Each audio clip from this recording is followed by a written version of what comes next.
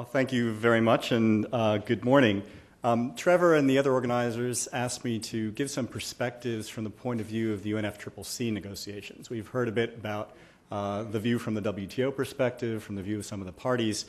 So what's going on in the international process that is taking us towards Copenhagen and is seeking to reach some sort of consensus on what the international community does next to solve this problem of climate change?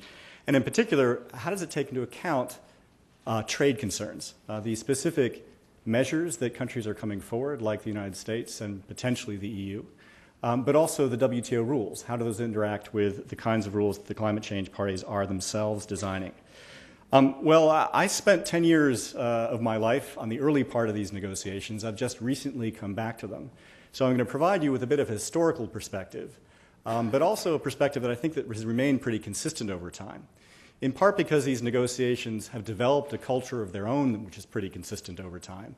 But also many of the same players, as I came back to the process, are still there, despite becoming quite aged. In fact, some people would suggest that they're being kept alive by the process that brings them back together on a pretty regular basis to discuss, yet again, what the international community is going to do seriously about climate change.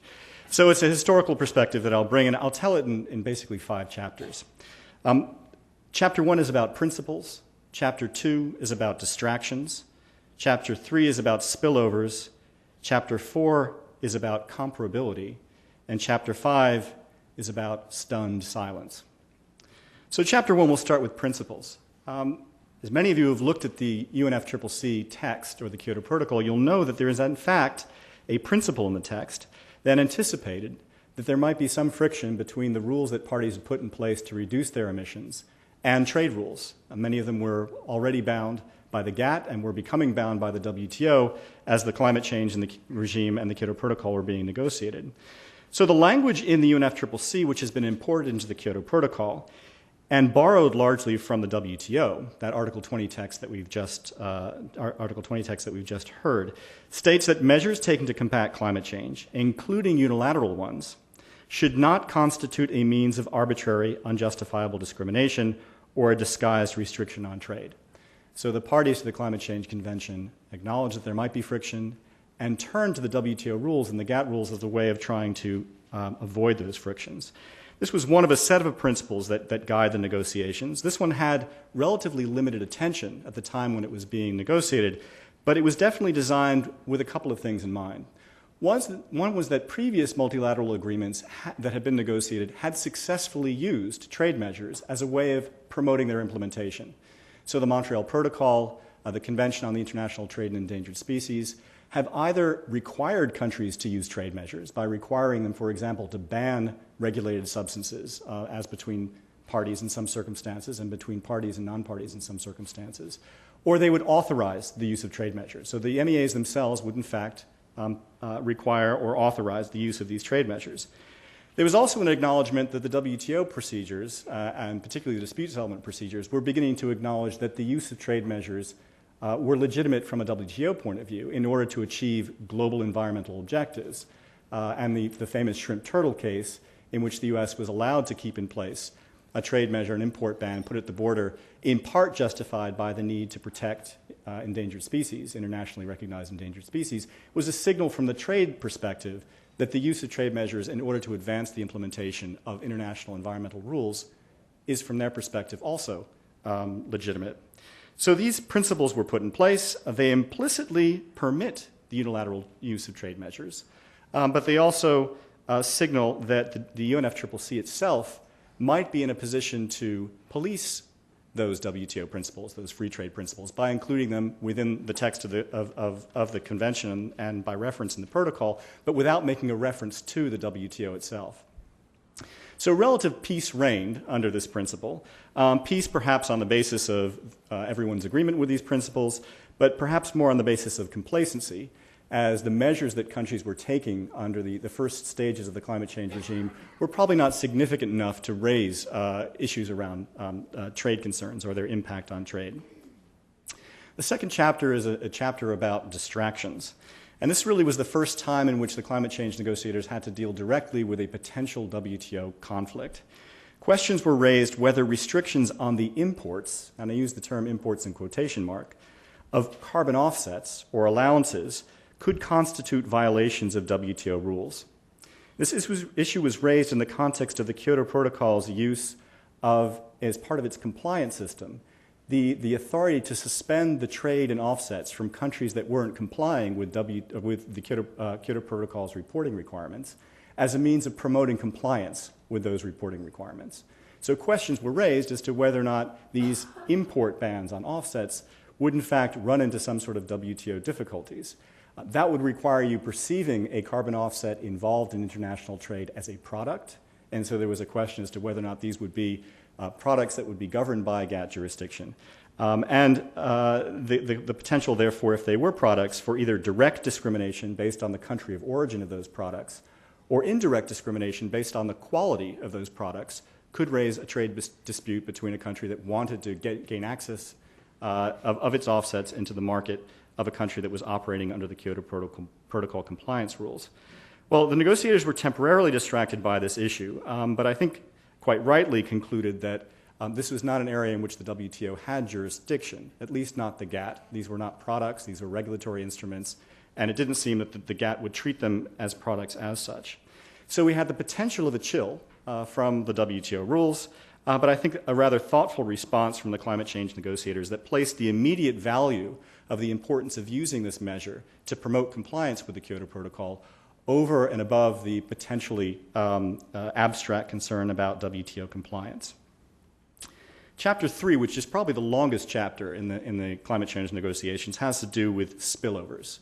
The concern by certain categories of countries, and these are primarily developing countries dependent upon the production and export of fossil fuels, that climate change policies being put in place by the United States, the European Union, and other Annex I countries could result in the kind of reduced demand and lower prices for their products that we heard about from the earlier panel. They did not anticipate trade measures at that time in the context of spillovers, but I think that we've seen as government procurement policies and even potentially standards that are being put in place that might, for example, prefer biofuels over oils sourced in tar sands, that this might lead to the kinds of trade measures that we've been talking about today that might have an impact on oil-producing countries, not just in terms of lost sales, but also in terms of border measures that are put in place that would discourage consumers from purchasing or prevent governments from purchasing their products.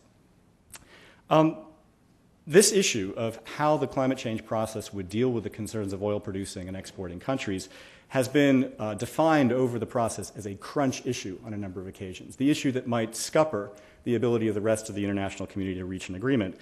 It has, however, been resolved at each important staging post in the process through the introduction or inclusion of largely symbolic text in these agreements that basically calls upon countries gently to take into concern the interests of oil-producing and exporting countries, which I have to say haven't been a particularly sympathetic group in the process of trying to design rules on responding to the challenges of climate change. However, countries have begin to introduce more concrete examples of spillovers into this agenda item that the oil-producing countries have been raising around, for example, the use of food miles as a means of promoting reduction of carbon emissions from food products. There have been some countries that have been raised concerned about the potential trade effects of that. So it may be that a space is opening up in the climate change negotiations to actually deal with trade measures more explicitly.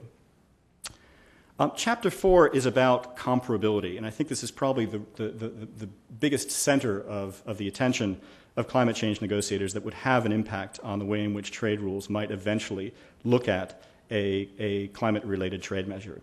Now, this isn't a direct trade issue itself. It's basically about different countries' perceptions of the fairness and effectiveness of the way in which the burden is being shared amongst them. This is the burden sharing, or is now politically correct to say the effort sharing discussions about how much the US is going to do, how much the EU is going to do, et cetera. So we've been gradually moving towards a standard that would allow us to compare and have a sense of comparing from a climate change regime perspective whether or not the US and the EU, for example, are carrying an equal burden. And this standard, as it emerges, will be key to the application of any domestic trade measure that has been discussed today. Usually these measures will operate with an initial assessment as to whether or not the country that is the source of origin of the export is undertaking comparable efforts to the country that is the importing country. So this international standard, as it evolves, will be very important, and were a WTO panel to take up a dispute over a climate change measure, it would have to look somewhere for guidance as to whether or not the measure that's been put in place using a comparability test is doing so in a way that is arbitrary or unjustifiable, according to that Article 20 text. And if the international community has agreed through the climate change negotiations on what is comparable, we can expect that that should inform a WTO's assessment as to whether or not that unilateral assessment of what is comparable is in fact arbitrary or justifiable. Now, both the US and the EU have been using the term comparable in the context of the design of domestic measures, but also in the context of the international negotiations. And they're taking quite different approaches to this, but there may be room for them to converge in some way over time through both the development of those measures, but also through international negotiations over the term comparable. What's interesting from a WTO perspective is that this word comparable actually emerges from WTO jurisprudence.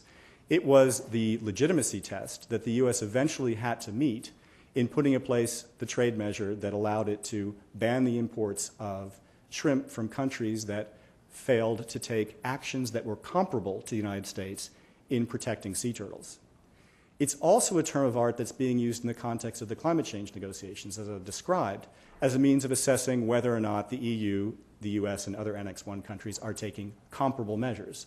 So the term, in fact, is being shared between these two regimes at the moment, and it's really for the parties to figure out whether or not those two standards developed under the trade regime and under the climate change regime are actually going to converge in such a way that would guide the design of domestic measures in a way that would be perceived widely as fair, but also that would guide an eventual WTO panel if such a panel were to take up a dispute. So I think that's probably the most active and interesting chapter at the moment. And as I say, you can look at Boxer, Lieberman, Warner, which makes an effort to define comparability from the US perspective. You can look at the most recent council conclusions from the European Union about what they consider comparable to mean in the context of looking at what the US might do next and see where they overlap and where they might not overlap. Chapter 5 in the negotiations is about silence, and this has surprised me as a relatively, coming back to the climate change negotiations, but also I think other observers from a distance, as to why it is that the climate change negotiators haven't responded to the fact that there has now been significant saber rattling, both by the United States, but to a lesser extent more gently, by the European Union, about the potential use of trade measures, of these border adjustment measures, in order to protect against competitiveness. This is a pretty hardy bunch of developing country negotiators that aren't exactly step back from controversy, but for some reason they haven't raised these issues in the climate change negotiations yet. And why might that be? It might be that they have their heads in the sand, that they don't believe that the US will follow through on its threats, that they don't believe that the EU will ever turn to these kinds of measures, and that they think that essentially this isn't a real issue. But other developments would suggest otherwise. China is investing significantly in research that, for example, tries to come up with a rationale for taking into account embedded carbon in the context of developing climate change rules that would recognize the responsibility of consumers for the emissions associated with process and production methods. Many see that as a response to EU and US policies that would guard against competitiveness with regard to domestic production vis-a-vis uncapped countries.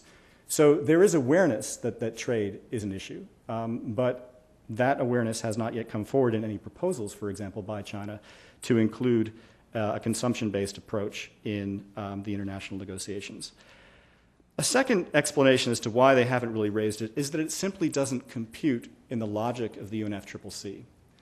If you look at this issue of special and differentiated treatment in a climate change context, where we call it common but differentiated responsibilities, one man's leakage, the concern that you might lose industry as the result of putting in place a cap, that production processes might shift to a competitor country, is in fact what the developing countries have seen as opportunity. The fact that there is a staged approach to responding to climate change, where the US and the EU would move first, actually does open up some opportunity for greater investment greater production in developing countries. So the idea that you would want to guard against this as leakage is something that it's difficult for developing country climate change negotiators to appreciate and to speak to. In fact, the reference to leveling a playing field in a climate change context doesn't resonate at all in a negotiation that has been pointing out just how unlevel the playing field has been for decades. So the final explanation might be, and I think this is a strong one, that developing countries are basically looking to their finance ministers and to the WTO process as the ultimate resolver of this issue. That it really isn't to the climate change negotiations, it isn't negotiators, it isn't in their area of expertise, and it isn't within the jurisdiction of the climate change process to say something significant and serious about the design of trade measures to advance climate policy. And they do that in part, I think, because they think the WTO rules will essentially protect them through the dispute settlement system, through its capacity to authorize sanctions against any arbitrary or unjustifiable measures put in place by the US or potentially the EU. Now, whether they are right in making that assessment is something that I think both the work that WRI and Peterson has been doing, but also Gary and Steve and more recent publication raises questions about whether they are right in making that assessment.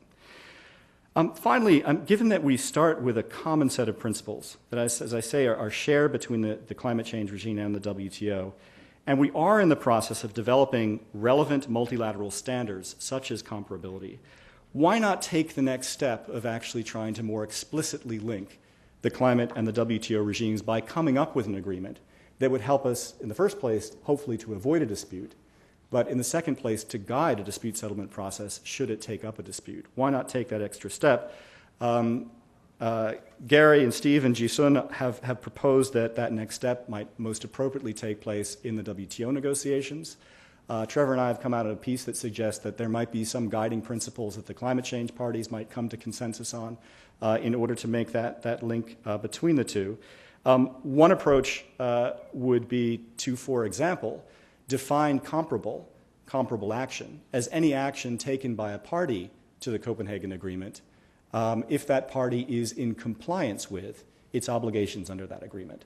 So if you're a party to the Copenhagen Agreement and you're in compliance with that agreement, you are basically deemed to be comparable and therefore shielded from any kind of trade measure from a climate change perspective. Another end of the spectrum would to get more deep into the weeds, as Gary's presentation suggested, that the WTO might be more capable of doing, to actually sort out in more detail what kinds of measures, whether they are subsidies or border measures, might meet a WTO test and might fall within the realm of that code of conduct that they suggest. But I think for both both research projects, the question really comes down to where is the appetite for this discussion? Where is the momentum in the negotiations themselves to come up with these kinds of solutions? As I've suggested, there's been a bit of a stunned silence from the climate change negotiators. They're not taking up this issue in a serious way. The Doha round is beginning to, it has ground a bit to a halt, and presumably would have to move forward as part of any kind of single undertaking if you were going to get an agreement along the lines that the other authors have set out. So we still are left with this strange thing moving towards us, the price of passage for U.S. legislation being tied to these kinds of measures, and the only mechanism really for resolving any dispute not being a negotiated result, but unfortunately a WTO dispute settlement panel at the end of the day. So that we hope that the conversations that people have been having, in the ever-enriching conversations that people have been having to try to reach some consensus, will in some way guide a WTO panel that is faced what might be one of the most profound decisions that the trading regime would have to face, deciding whether or not a measure that has been heavily negotiated by a country like the United States could be tested and potentially rejected by WTO rules. Thank you.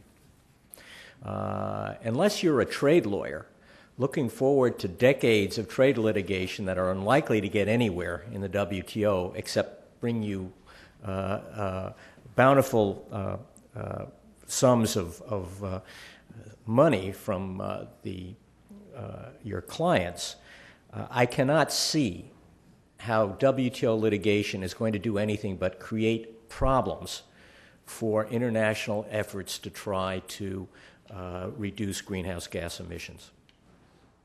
And anyone who is thinking of using the WTO litigation to that end is buying themselves a lot of international friction, which is going to make it more difficult to achieve the types of changes in the way goods are produced and the introduction of new technologies that is going to be very costly to the international effort.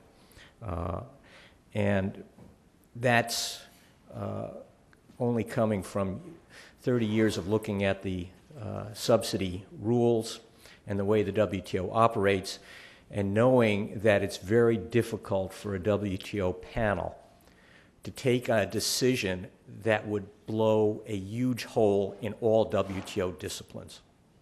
I don't see there's never been a case brought before the WTO like this before, and I don't see how a panel would have the guts to make a decision that would basically undercut such a large area of international trade discipline. That's my sermon. And it wasn't in my prepared remarks, but it's induced by, I guess, the optimism that I've heard so far today. What I wanted to talk very briefly about was something that Trevor introduced in his discussion. We've talked about climate change and the world trading system, but the issues may be joined perhaps more immediately in the context of bilateral and regional trading arrangements, particularly in North America. The United States has signed free trade agreements with more than a dozen countries, and all of these agreements, with the exception of the U.S.-Israel free trade agreement, contain rights and obligations regarding trade and the environment. Although, to be sure, none of them were designed to address the trade implications of national policies to mitigate greenhouse gas emissions. But they do create special relationships between the partner countries and establish consultative procedures that can be used to develop cooperative approaches in this area. And we're already beginning to see the start of that with regard to the NAFTA. The NAFTA debate has begun. It really started a year ago when the presidential campaign and Senator Obama started a critique about the NAFTA provisions on labor and the environment. Those discussions carried over when President Obama met with President Calderon and Prime Minister Harper, with a new focus on addressing the issues of climate change in the North American economy. This is a little different than talking about what goes on in Europe or comparing it with what goes on in Europe. In Europe, you have, in some areas, responsibilities that cut across the 27 member countries. In North America, we have an integrated economy. But that integrated economy is bisected twice by a very long border in the north and the south. And the decisions taken in the Congress or among the U.S. states or among U.S. regulatory bodies can conflict with decisions taken in Mexico or Canada. And we're already beginning to see that happen. We don't have national legislation yet, but there are a large number of states and Canadian provinces that have moved forward with climate regulations, with carbon taxes in some cases, with auto emissions and fuel standards, with renewable portfolio standards, and raising concerns about a number of how these regulatory mandates will affect the competitiveness of firms across state and provincial lines and across national borders. Part of this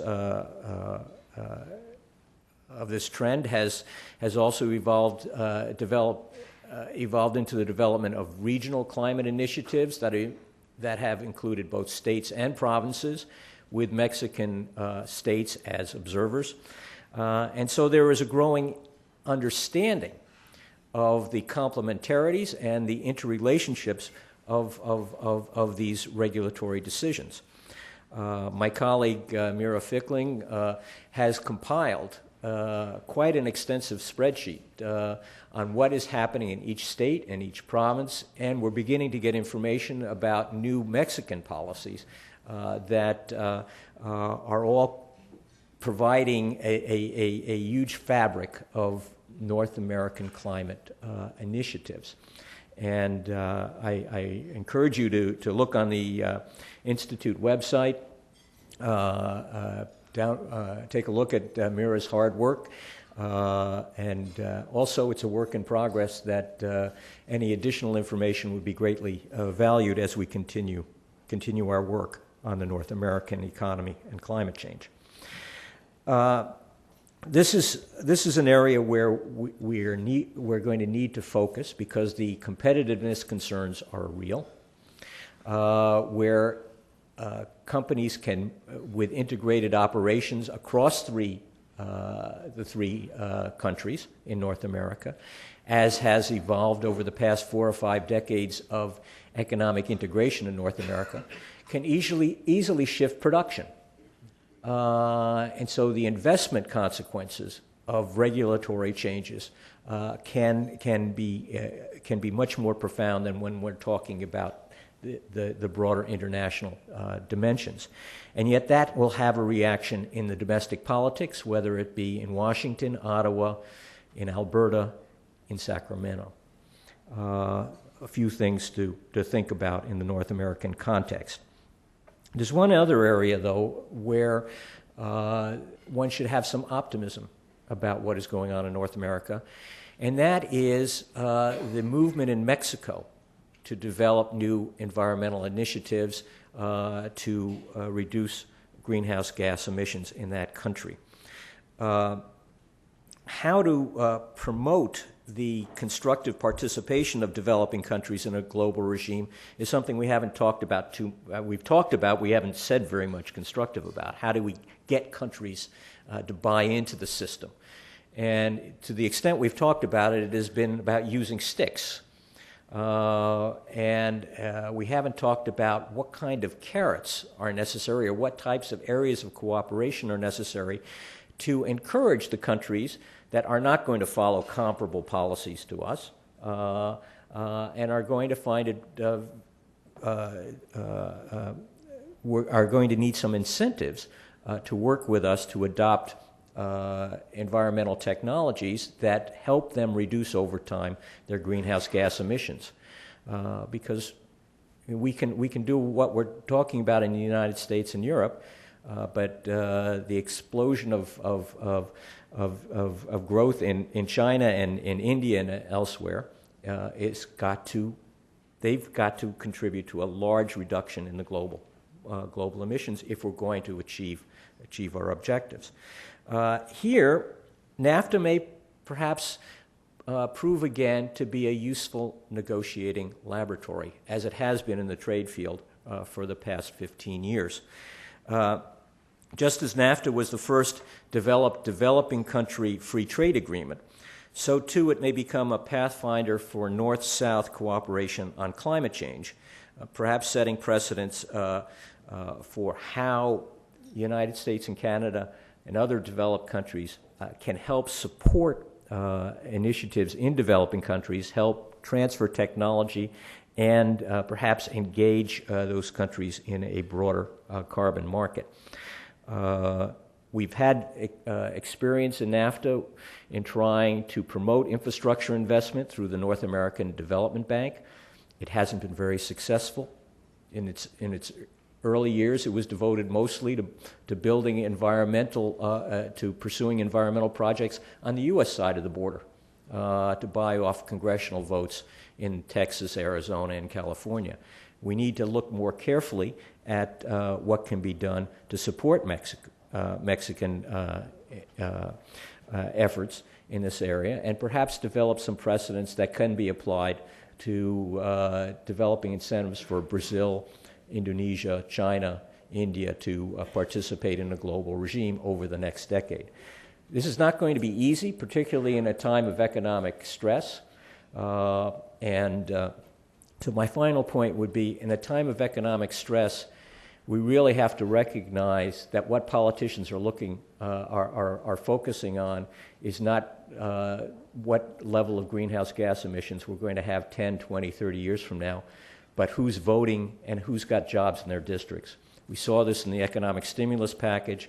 This is the overriding consideration in the political process, and it means it's a rather difficult time to produce domestic legislation and to get domestic support for an international agreement that means more sacrifice and changing the way we do business and the costs imposed in the production of goods. This is a serious time. I think the best way to deflect on the trade front is what Gary suggested on a peace clause. We're already doing that in terms of commitments that the G20 countries have made not to introduce new restrictions on trade and investment. That should cover climate change legislation as well. It should be applied for several years, and it should be done to ensure that we can have some recovery as quickly as possible and as strong as possible from the very deep economic crisis that we're all in. If we link that climate change peace clause to the broader standstill agreement that G20 countries should live up to better than they have in the past and should enhance in their next meetings, then we may be able to put a brake on some of the potential political backlash that would make it much more difficult to move forward with the Copenhagen negotiations at the end of this year. Thank you very much. Floor is open for questions, comments, and alternative viewpoints. Straight to lunch. Nick Stern's not here yet, so we can't go straight to lunch. So you have to ask some questions. Steve Charnovitz. Yeah. Steve's a co-author, but he still gets to ask questions. Thank you. I just had a couple of questions for Jake, which I thought was a very good presentation. And they're really just factual questions. But you talked about the provision in the Framework Convention and Kyoto referencing the chapeau in Article 20 and suggested that this was something that the climate regime could potentially police. And I'm just wondering, the first part of my question, what has happened, if anything, with that? Are there dispute mechanisms that could deal with that in the future? And then second, you talked about the provision to suspend trade and offsets for non-complying countries. And I'm just wondering, did anything ever happen with that? And you also mentioned the thought at the time that this was not covered by the WTO. It was not within at least the jurisdiction of the GATT. And I know you've written, you were one of the first people that I saw to write about this issue with respect to emission trading, whether it was covered by the WTO. But has anything happened in terms of actually suspending those? And then the third, the term comparable. Did the use of that term within the climate regime come after it was used in the shrimp turtle decision, or did it predate the shrimp turtle decision? Because it would be especially interesting if the WTO jurisprudence on the environment affected the vocabulary of the climate regime.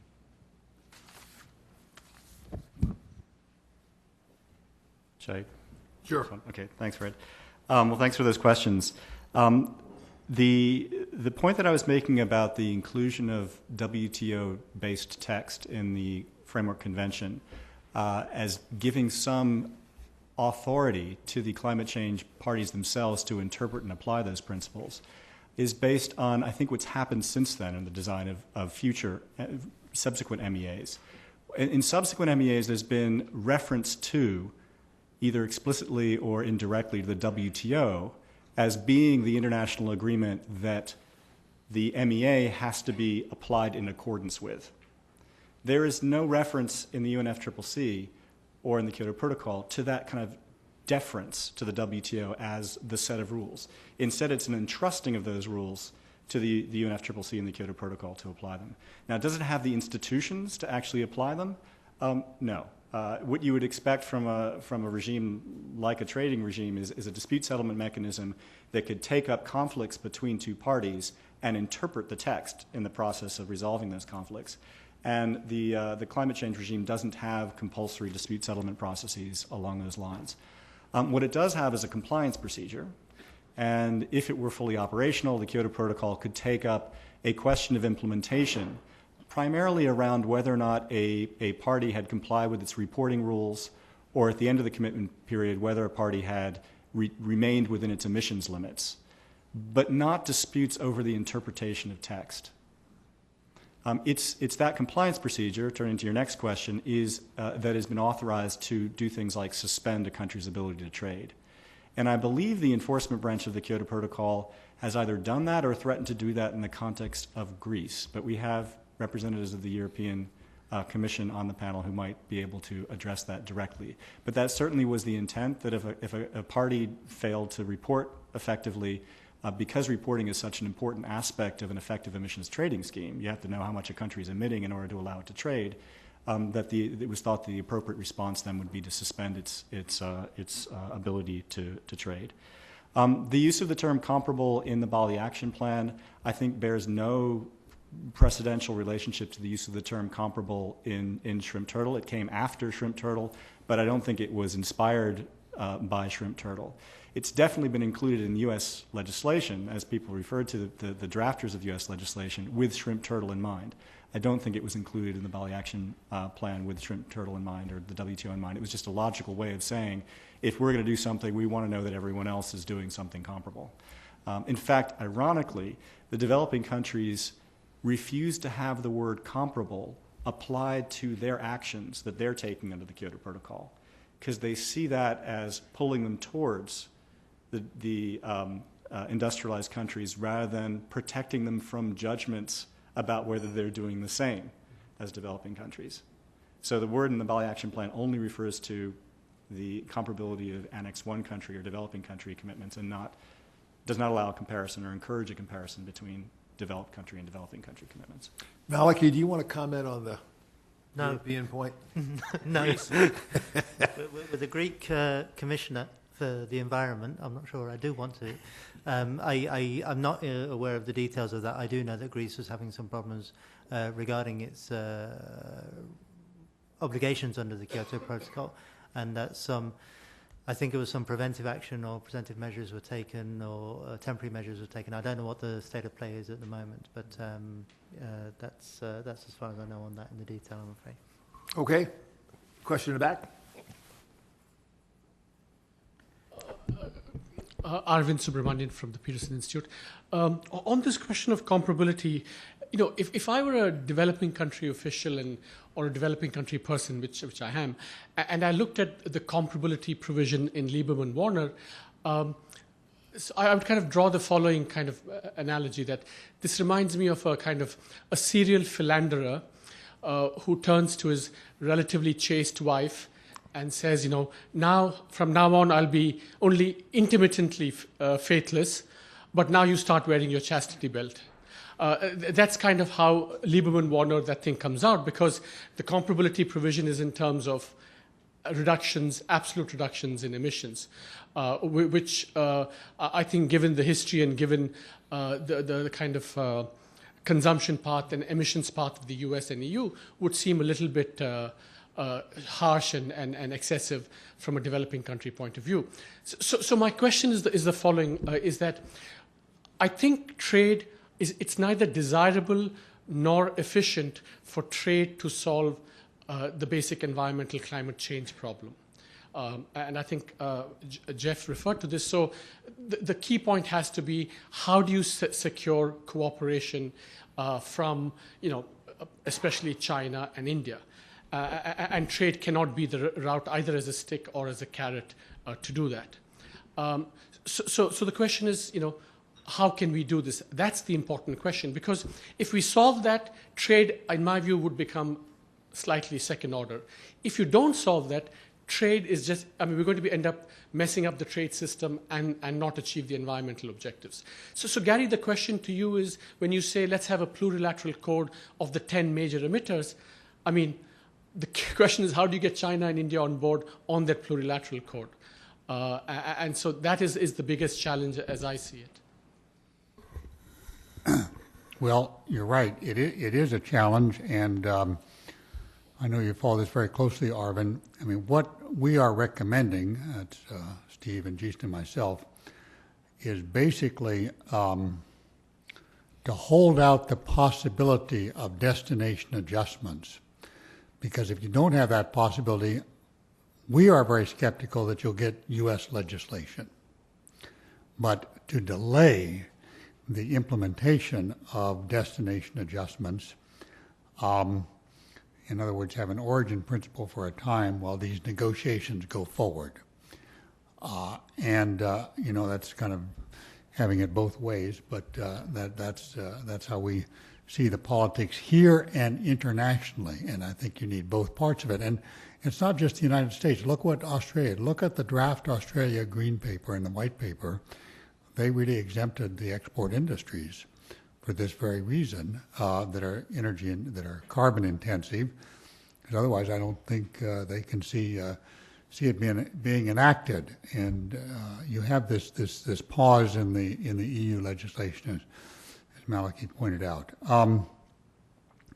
But now the terms of the negotiation. Well, we have a chapter on this in the book, and I won't try to go through it.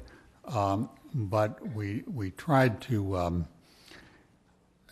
deal with this by recognition of what the other country is doing, by some sort of restraints on the kind of import measures which could be put on and so forth. And we certainly don't think we have the final word. And we agree it's a very difficult circle to square because, as you are pointing out, Arvind, many developing countries are coming from what we call per capita comparability and looking at an historical record, which goes back in some cases to the year 1900, whereas the developed countries, and looking forward, are going to kind of a price comparability scheme, as Trevor mentioned. And you can't square those. But what you can do is try to fuzz it over and get some accommodation. Gary, why don't you explain, in a little elaboration, your origin and destination concepts and terms, just for the broader audience that may not be totally familiar with them. Okay, well, origin means, if we go back to the value-added tax, that's really clear. An origin principle for the value-added tax would mean that when a country imposes a value-added tax, it does not exempt its exports. It charges the tax on its exports. And when products are imported from abroad, it does not impose the tax on its imports.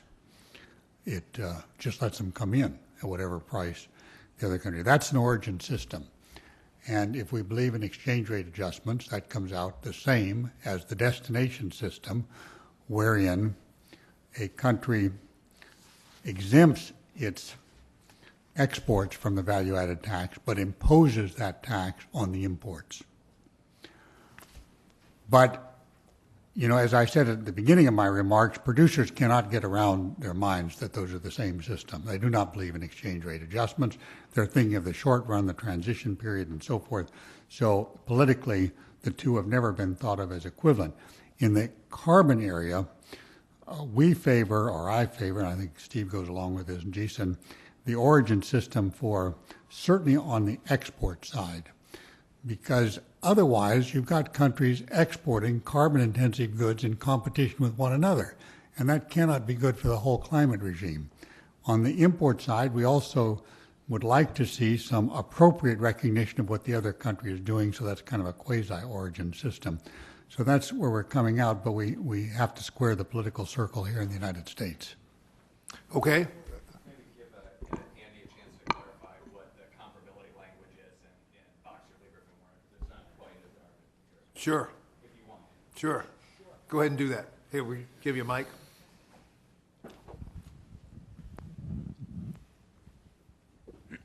Thanks, Treasurer. I'm Andy Scheuer from Sidley Austin. The language has certainly morphed over time, and its most recent articulation is sort of a two-track approach.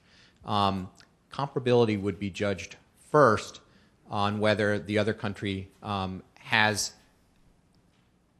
through whatever means, achieved the same or greater level of emissions reduction as the United States in a relevant period of time.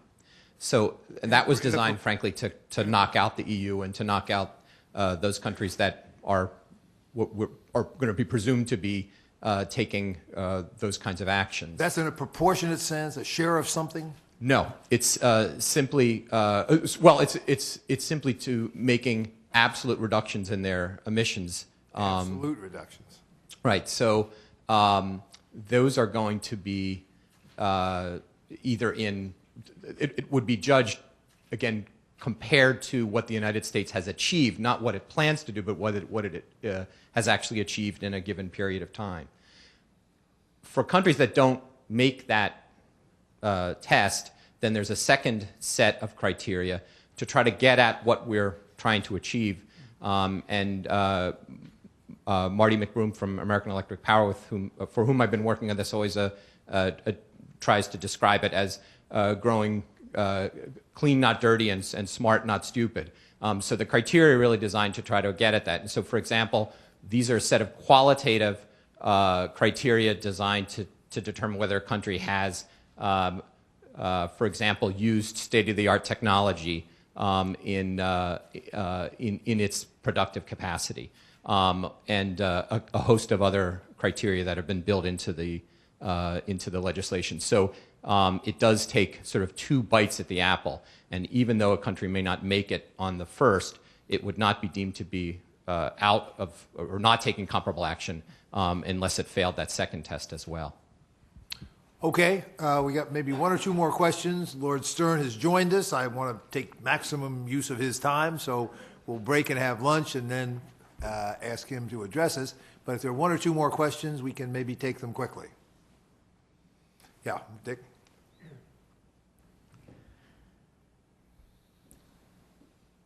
Yeah, Dick Smith, State Department. I guess I'm one of those old environmental agreement veterans that Jacob was talking about.